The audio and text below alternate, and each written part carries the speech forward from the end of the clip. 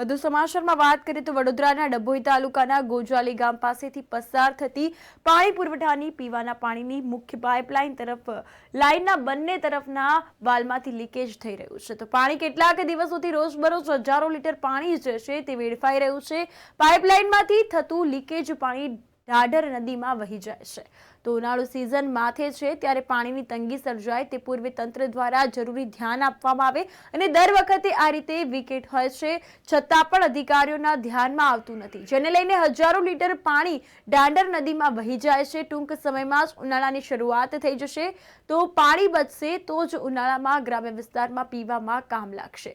તો જલ્દીથી અધિકારીઓ લીકેજ બંધ કરે કેવી અહીંથી પસાર થતી રહીશોની અને ગ્રામજનોની માંગ જે છે તે ઉઠવા પામી છે. ડભોઈ તાલુકાના ગોજલી ગામના મુખ્ય માર્ગ પાસેથી પાણી પુરવઠા વિભાગની પીવાના પાણીની લાઇન ગ્રામ્ય વિસ્તારના લોકો માટે પહોંચાડવામાં આવી છે. આ અંતર્ગત પાણી પુરવઠા વિભાગનું તંત્ર બેધ્યાન છે તેમજ રોજિંદા લીકેજ પાઇપલાઇન વાલમાંથી રોજિંદા હજારો લીટર પાણીનો બગાડ થતો જોવા મળે છે.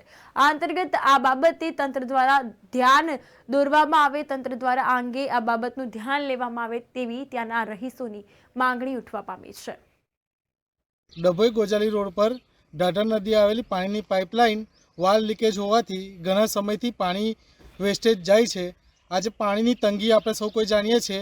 એ સમયમાં આટલો બધો પાણીનો વેડફાઈ જાય છે એ વ્યાજબી વસ્તુ નથી. પાણીની જરૂરિયાતનું એક માધ્યમ છે જે આપણે પાણી વગર માણસ શું કરી શકે અને હજારો લીટર પાણી વેડફાઈ જાય છે. મેઇન રોડ ઉપર આ વાલ જ્યારે લીકેજ થયેલો છે, અધિકારીઓ પણ અવારનવાર કરતા હોય છે, પણ દરેકની બેદરકારીના લીધે આનો કોઈ રસ્તો આવતો નથી.